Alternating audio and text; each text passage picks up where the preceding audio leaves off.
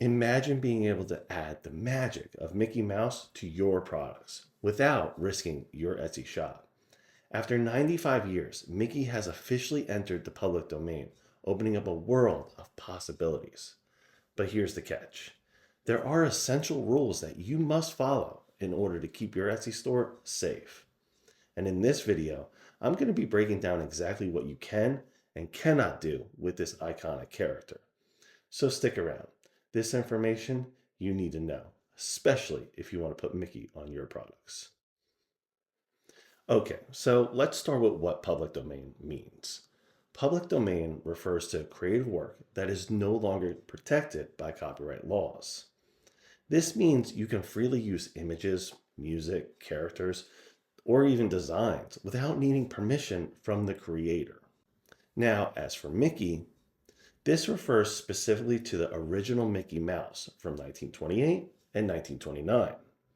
Many people that follow Disney know that Steamboat Willie was released last year. And this year, the Carnival Kid is now available for use. This allows you even more ways to use Mickey in your products. However, not all Mickey Mouse imagery is fair game. Not yet, at least. There is a law called the Mickey Mouse Protection Act, and this law gives Disney copyright over their designs of Mickey for 95 years. So Disney's modern versions, as well as many modifications to the older ones, are still protected. So with that said, let's dive into what you can do and what has changed from last year's Steamboat Willie design. First, let's talk about the changes. The Carnival Kid now brings the option to add gloves to Mickey. Unlike in the Steamboat Willie, where he didn't wear gloves at all, these symbolic gloves are now available and can be added to your design. In addition to this, his eyes have a little bit more detail.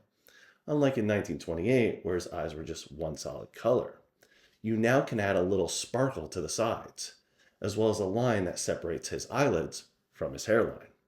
Or what I think is his hairline? Anyway, many people have been using gloves on Mickey for quite some time, but that was actually against the law and Disney's copyright, which many people probably didn't even know.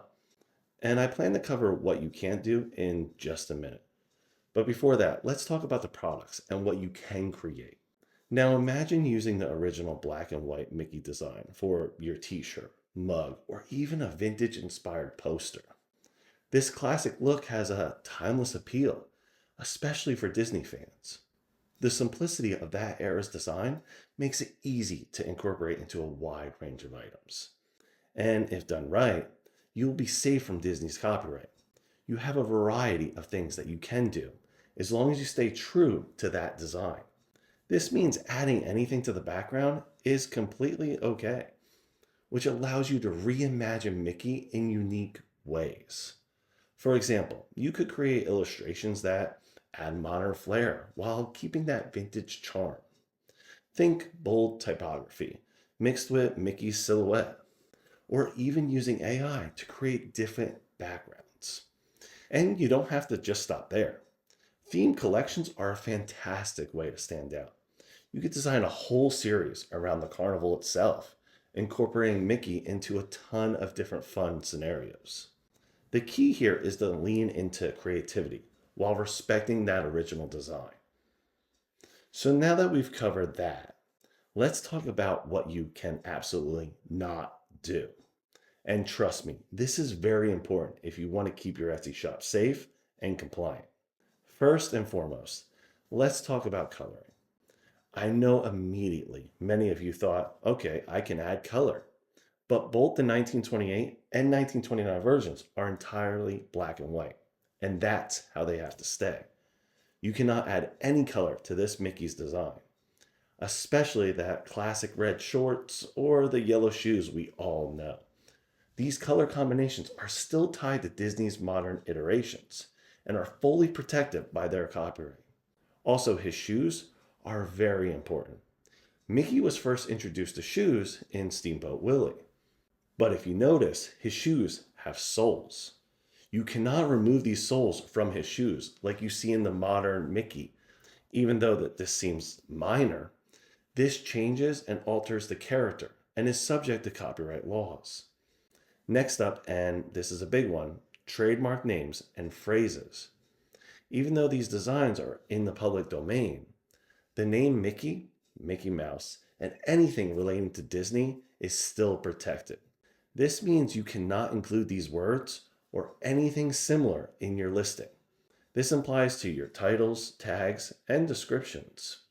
Mentioning Disney in any way, even to describe the product, will violate their trademarks and is a sure way to get your shop shut down.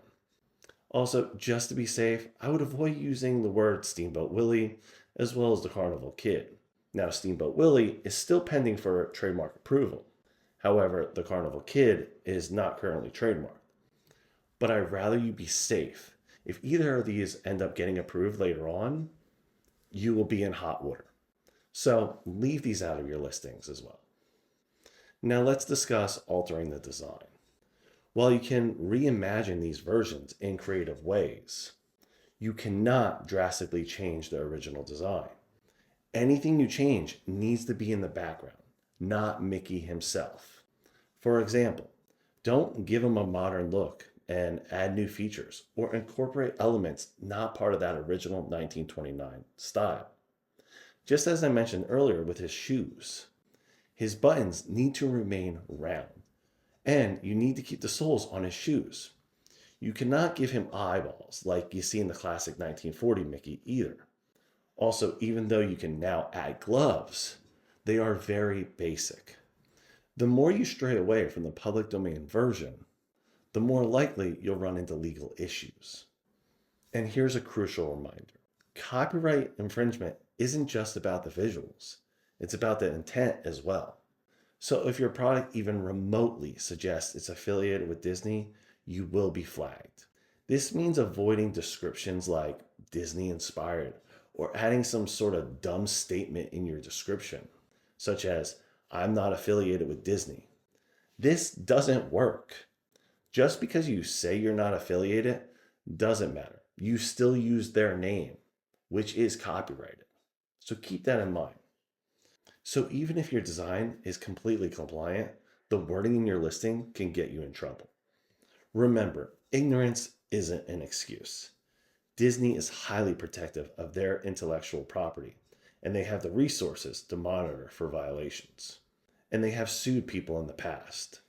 So always double check that your designs and listings align strictly with the public domain rules. And if you're unsure, it's better to lean on the safe side of caution rather than risk losing your shop altogether. So to sum this up, you want to keep the design black and white. Don't modify the shoes or his pants. Only add a little sparkle to his eyes. And you can now add gloves, but don't give them too much detail. Make sure that you stay true to that 1929 design and avoid any mention of Disney or related trademarks. Now, before you grab your sketchpad or fire up your design software, remember, rules make this magic possible. Follow them and you'll be able to make the most out of this opportunity without risking your Etsy shop. For more information and to make sure that you're compliant with the copyright and trademarks, check out resources like the U.S. Copyright Office or Duke's University public domain page. I'll leave the links in the description below for you. Now, with that said, as long as you comply with all the rules, you can make anything happen. If you have any questions, please leave me a comment below. You know I love to hear from you. And thank you so much for watching. I'll talk to you soon.